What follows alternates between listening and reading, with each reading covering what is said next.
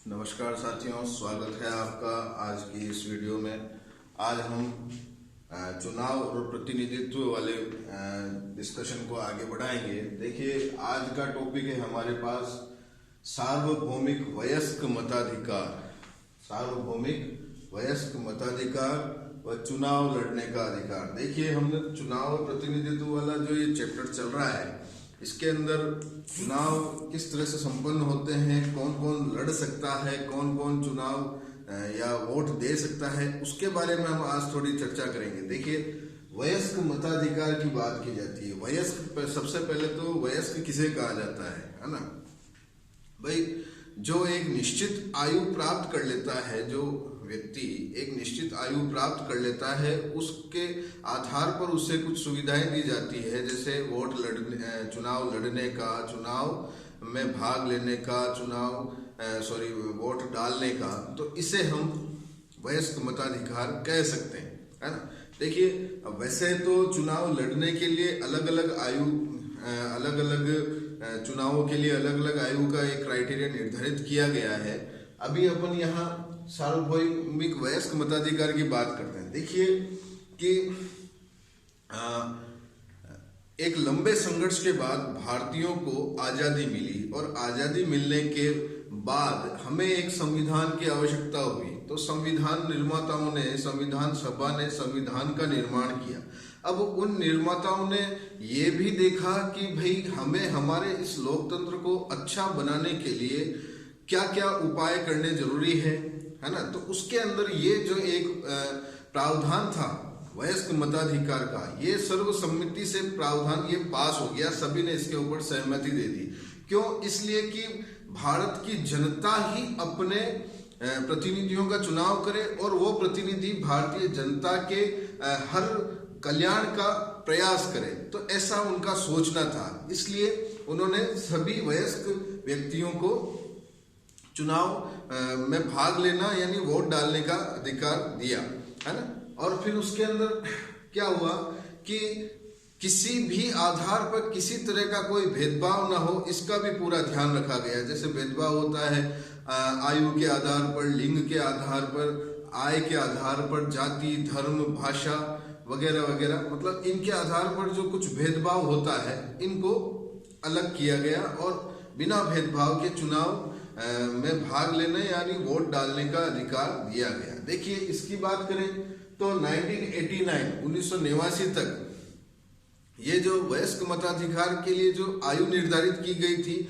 वो 21 वर्ष 21 ईयर निर्धारित की गई कि भाई 21 वर्ष का व्यक्ति चुनाव यानी वोट डाल सकता है, मतदान कर सकता है। फिर उसके बाद इसी वर्ष 1989 में एक संविधान संशोधन हुआ। तो उस संविधान संशोधन के अंतर्गत ये जो 21 वर्ष की जो आयु निर्धारित की गई थी, इसे घटाकर 18 वर्ष कर दी गई, 18 वर्ष कर दी गई, है ना। जिसके बाद अब जो व्यक्ति 18 वर्ष का है या उससे ऊपर का है, वो वोट डाल सकता है, ठीक है ना। और ये जो आधार रखा गया वो समानता पर आधारित रखा गया। अभी मैंने आपको बताया था पहले कि किसी तरह का कोई भेदभाव नहीं रखा गया, समानता के आधार पर सबको वोट डालने का अधिकार दिया गया। उसके साथ साथ सभी व्यक्तियों को वोट के साथ साथ चुनाव लड़ने का भी अधिकार प्रदान किया गया, ठीक। अब देखिए, चुनाव लड़ने के लिए जो विभिन्न पद होते हैं, है ना, ये जैसे सांसद, विधायक, पंच, सरपंच, पार्षद वगैरह, इन सब के लिए एक आयु निर्धारित की गई, है ना। तो आयु के आधार पर देखा जाए, एग्जाम्पल अपन देखें, उदाहरण ले तो लोकसभा, है ना, लोकसभा और विधानसभा के चुनाव लड़ने हेतु 25 वर्ष, उस व्यक्ति की आयु 25 वर्ष या उससे अधिक होनी आवश्यक है, ठीक है। लेकिन आयु के बाद यदि देखा जाए, कुछ प्रतिबंध भी इस पर लगाए गए हैं कि भाई कोई व्यक्ति अपराधी तो घोषित नहीं हुआ है न्यायालय द्वारा, कोई अपराधी तो चुनाव नहीं लड़ रहा, ठीक। या जैसे किसी व्यक्ति को किसी अपराध हेतु 2 या 2 से अधिक वर्षों की जेल हुई हो तो वह चुनाव लड़ने हेतु योग्य नहीं। कि भाई किसी व्यक्ति ने कोई अपराध कर लिया और उसे 2 वर्ष की सजा हो गई, वो जेल हो गई, है ना, या 2 वर्ष से ज्यादा जेल हो गई तो वो चुनाव लड़ने के योग्य नहीं है, ऐसा भी एक प्रतिबंध रेस्ट्रिक्शन रखा गया। लेकिन अब यहाँ देखिए, आय के आधार पर, शिक्षा के आधार पर, वर्ग, वर्ण या लिंग के आधार पर यहाँ कोई प्रतिबंध नहीं रखा गया। भाई ये सब व्यक्ति चुनाव लड़ सकते हैं। ठीक, अब देखिए भारत के अंदर एक अच्छा चुनावी व्यवस्था बने, इसलिए भारतीय संविधान के अंदर एक स्वतंत्र निर्वाचन आयोग, एक संवैधानिक निकाय की स्थापना की गई, है ना। तो जो भारत के अंदर चुनाव प्रक्रिया को अच्छी सफल बनाने के लिए ये आयोग जिम्मेदार होता है। देखिए, इस आयोग की स्थापना अनुच्छेद 324 के अंतर्गत की गई है। अनुच्छेद 324(1) के अंदर स्वतंत्र निर्वाचन आयोग की स्थापना का प्रावधान रखा गया है, जिसके अंदर विधानसभाएं, लोकसभाएं, राष्ट्रपति, उपराष्ट्रपति से संबंधित जितने चुनाव होते हैं वो सब स्वतंत्र एक निर्वाचन आयोग के अधीन होते हैं, उनकी देखरेख में होते हैं। अब देखिए निर्वाचन आयोग की क्या भूमिका है। देखिए, निर्वाचन आयोग सबसे पहले तो मतदाता सूची तैयार करवाता है कि भाई कौन कौन मतदाता है, कौन कौन मत दे सकता है। फिर चुनाव संचालन का अधीक्षण कि भाई चुनाव सही ढंग से संपन्न हो रहे हैं या नहीं हो रहे हैं, चल रहे हैं, अच्छे चल रहे हैं, उनकी देखरेख यानी उनकी अधीक्षण में होता है, उनका कंट्रोल होता है उनके ऊपर। ठीक है, उनके निर्देशन और नियंत्रण में होता है। ठीक है, उनकी डायरेक्शन और उनके इंस्ट्रक्शन के ऊपर ये चुनाव होते हैं। ठीक है, और उनकी कंट्रोल होती है इन चुनावों के ऊपर पूरा कि भाई किसी भी चुनाव में किसी तरह का कोई धांधली ना हो या किसी तरह का कोई विवाद ना हो, तो इसकी देखरेख का कार्य भी अपने चुनाव आयोग के पास होता है। अब देखिए, भारत के लिए एक स्वतंत्र निर्वाचन आयोग तो बना दिया गया, लेकिन इस आयोग की सहायता हेतु प्रत्येक राज्य के अंदर भी एक मुख्य निर्वाचन अधिकारी या आयुक्त होता है, जो उस पर्टिकुलर राज्य से संबंधित जो चुनाव होते हैं उनकी देखरेख का कार्य उनके पास होता है। अब देखिए, ये निर्वाचन आयोग एक सदस्यीय या बहुसदस्यीय भी हो सकते हैं, है ना, कि निर्वाचन आयोग में एक ही सदस्य है या बहुसदस्य है, यानी एक से अधिक सदस्य है। ये ऐसा निर्वाचन आयोग में ऐसे सदस्य हो सकते हैं। अब देखिए, फॉर एग्जांपल यदि बात करें तो 1989 तक, 1989 तक ये निर्वाचन आयोग एक सदस्यीय था। ठीक है, एक ही उसमें सदस्य था, मेंबर था। ठीक, उसके बाद जो 1989 के जो आम चुनाव हुए थे, उन चुनावों से ठीक पहले इस एक सदस्य की सहायता हेतु इसमें 2 सदस्य और जोड़ दिए गए और बना दिए गए और नियुक्त कर दिए गए। ठीक है, फिर उसके बाद जब चुनाव हो गए, चुनाव संपन्न हो गए, तब इस निर्वाचन आयोग को वापस इसकी संख्या घटाकर 1 कर दी गई, यानी 2 से वापस 1 कर दी गई। ठीक, फिर उसके बाद 1993 में पुनः इस निर्वाचन आयोग को 2 सदस्यीय कर दिया गया। ठीक, 1993 में पुनः निर्वाचन आयोग को 2 सदस्यीय कर दिया गया और तब से 1993 के चुनावों के बाद से यह बहुसदस्यीय आयोग बन गया, यानी इसके अंदर एक से ज्यादा सदस्य हो सकते हैं। ठीक, अब देखिए, आयुक्तों की शक्तियां जो होती है कि भाई सभी जो अब जितने भी मेंबर हैं इन सबकी समान शक्तियां होती है। ऐसा नहीं होता कि भाई मुख्य निर्वाचन आयुक्त जो है उनके पास कुछ ज्यादा शक्तियां हैं या जो अधीन जो दूसरे जो निर्वाचन आयुक्त हैं उनके पास कम है। नहीं, इन सबकी इनमें कोई विवाद ना हो, इसलिए इनकी शक्तियां सबकी समान होती है और सभी अपनी अपनी शक्तियों का प्रयोग करते हैं चुनाव संपन्न कराने हेतु। ठीक, अब देखिए, इन निर्वाचन आयोग की नियुक्ति कौन करता है, कौन करवाता है।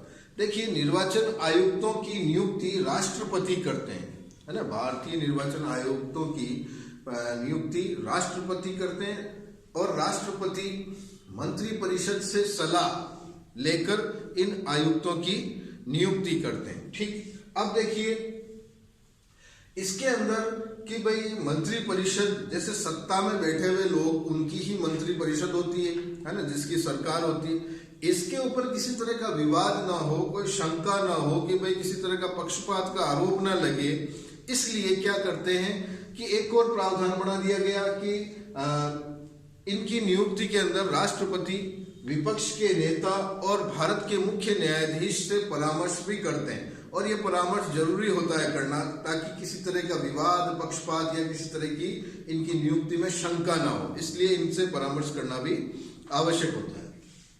अब देखिए इनके कार्यकाल की बात करें आयुक्तों की, इनका कार्यकाल पद धारण करने से 6 वर्ष का होता है, ठीक 6 वर्ष, या फिर उनकी उम्र 65 वर्ष 65 वर्ष हो चुकी है या हो जाती है तब तक वे कार्य कर सकते हैं। 65 वर्ष की आयु के बाद भले ही जैसे कि उनको 63 वर्ष में आयुक्त बनाया गया, 63 वर्ष की आयु में बनाया गया, उनको नियुक्त किया गया, लेकिन अब उनको 65 वर्ष की आयु तक ही काम करना है, यानी वो 2 वर्ष तक ही कार्य कर सकते हैं, ठीक है। अब 6 वर्ष का क्राइटेरिया ऐसे होता है कि जैसे कि उनकी उम्र मान लिया कि 58 वर्ष है ना, तो 58 में से अब वो 65 वर्ष की आयु आएगा जब तक, तो उसको ज्यादा समय लगेगा, इसलिए 58 से 6 वर्ष तक वो कार्य कर सकता है, ठीक है। तो ये इस तरह का कुछ प्रावधान होता है, ठीक। अब देखिए इन आयुक्तों को हटाने का, या ये कैसे अपने पद से हट सकते हैं, कि भाई इनको हटाने का अधिकार भी राष्ट्रपति के पास होता है, और राष्ट्रपति भी इनको कब हटा सकते हैं, जब दोनों सदनों में एक प्रतिवेदन रखा जाता है जो विशेष बहुमत से पारित हो जाए, है ना, विशेष बहुमत से पारित हो जाए, तो उस आधार पर राष्ट्रपति इन आयुक्तों को पद से हटा सकते हैं, ठीक है। अब देखिए विशेष बहुमत क्या होता है, इसकी बात करें। अब जैसे सदन के अंदर उस दिन जितने सदस्य उपस्थित हैं और वो मतदान कर रहे हैं, है ना, तो उन मतदान का 2/3 2/3 निकाला जाता है ना। ये 2/3 क्या होता है, जैसे 1 के 3 पार्ट हो गए, तो 1/3 ये हो गया, 1/3 ये हो गया, 1/3 ये हो गया।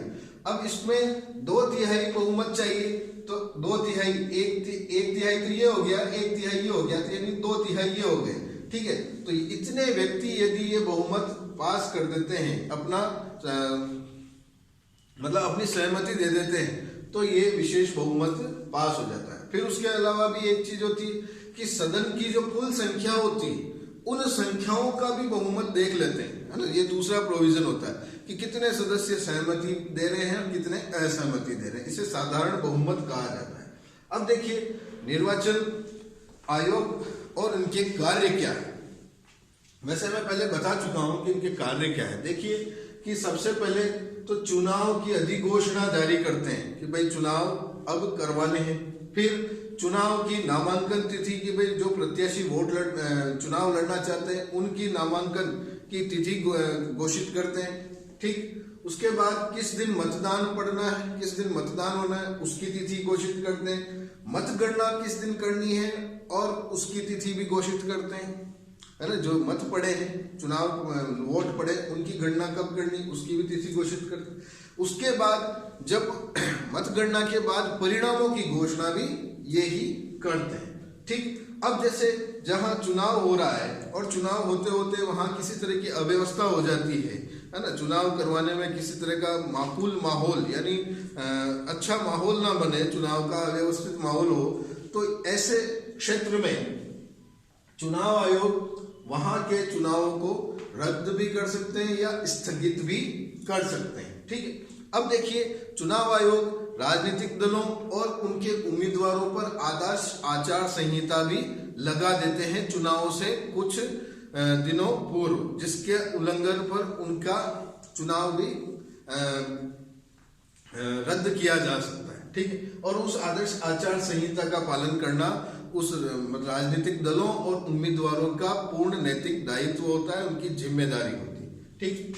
अब देखिए किसी क्षेत्र में यदि चुनाव सही ढंग से नहीं हुए तो ये निर्णय भी चुनाव आयोग लेता है, वहां दोबारा चुनाव करने की आज्ञा भी वह दे सकता है, ठीक। उसके बाद अगर मतगणना में भी संतुष्टि न मिल रही हो, फिर भी वह पुनः मतगणना करने की भी आज्ञा चुनाव आयोग दे सकता है, ठीक।